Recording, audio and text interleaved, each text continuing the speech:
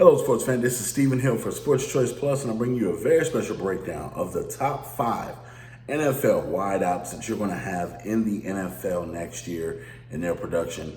Before I get right into that, make sure you go ahead and subscribe to the YouTube channel. Go ahead and like, share, subscribe so you can get the video updates each and every time we bring you some amazing content. Without further ado, we're getting right into the debate action. Coming into next season, it's going to be a lot of uncertainty.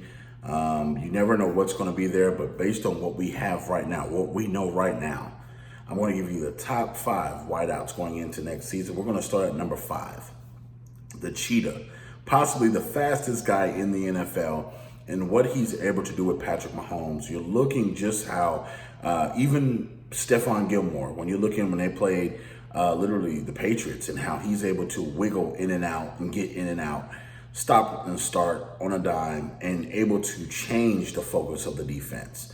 When you're looking at having all these different weapons around you and he's shining, maybe the littlest guy on the field, the fastest guy on the field, I think that Patrick Mahomes and also Tyreek Hill are going to be able to not only build on their relationship, but have better chemistry this year. I know he suffered an injury last year, so he wasn't always there when Pat was there, but you're looking overall at what this guy can do in the kick return game and the punt return game. Also, when you're looking at catching the football, the guy is underrated as far as his jumping ability as well. Being able to jump in traffic and then bring down the football. I think he's going to cause a lot of defensive coordinators to lose sleep. He's going to take that next step in his growth. Andy Reid is going to plug him into different sets and make sure he's a difference maker on each and every series. Even if he's a decoy, he's going to use a lot more of that speed. You saw him racing Terrell Owens and Chad Ochocinco, and you're just seeing this guy's personality come out. With them winning the Super Bowl, the pressure is off these guys now. Now you can play freely. You don't have that pressure, but they're going to get the job done in Kansas City. I feel like they're going to be right back in the playoff mix, and Tyreek Hill is going to be a big part of that.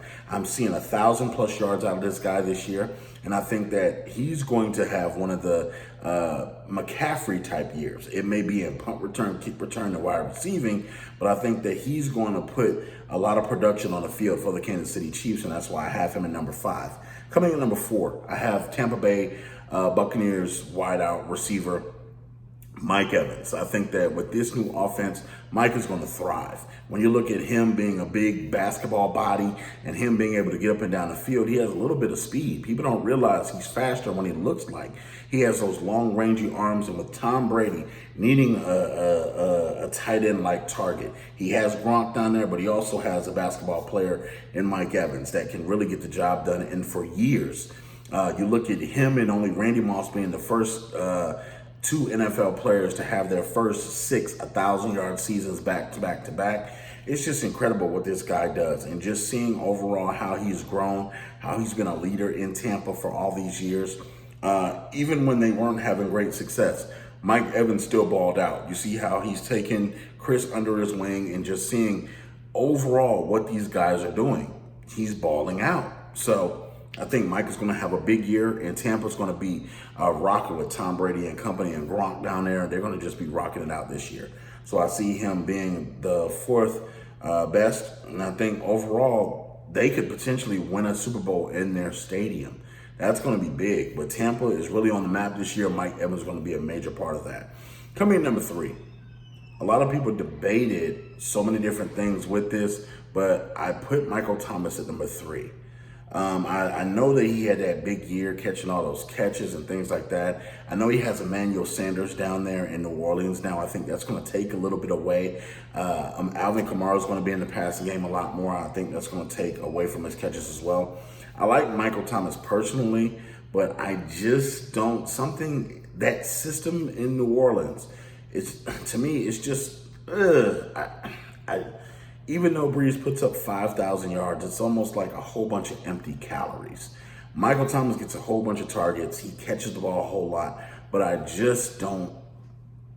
With him being the only weapon for the most part last year, it was a little different. And, he got open more times than not, and he's just a physical bully. I get it. He's very talented, but I can't put him in my top 2 wide receivers. Because the guys I have above him, These guys are true ballers, and I see them physically ascending better than him. I see them being better pass catchers than him. But Michael Thomas is a true hardworking wide receiver in the New Orleans Saints offense. He gets open even when there's nobody else on the field for his offense, and he's the guy that gets targeted with double teams or triple teams and still makes a difficult catch. It's just at times I think Drew Brees force feeds him too much, and I think that could get Drew Brees in trouble this year. So that's what I'm thinking there. I think Michael Thomas, again, nothing disrespect towards Mike Thomas, but I don't see him as a top 2 wide receiver in the NFL when I have the other 2 guys that I'm about to name.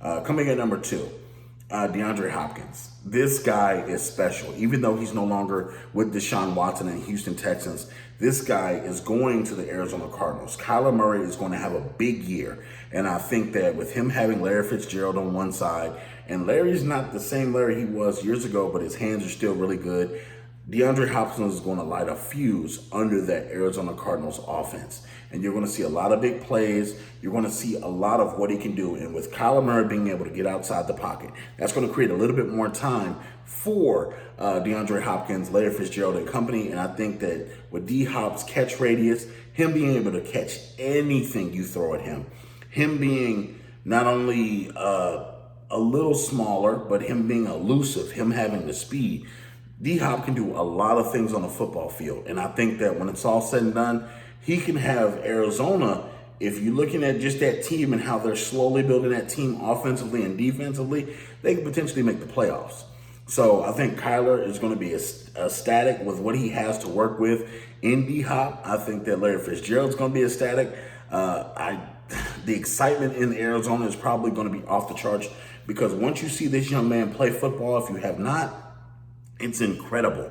Just the way that he gets up and down the field. Imagine this, when they didn't have a quarterback in Houston before Deshaun Watson, he was the guy that was catching everything from all these different quarterbacks, still putting together an 1,000-yard season. That's what kind of player DeAndre Hopkins is. So I'm just excited, and I think that he's going to have a great year.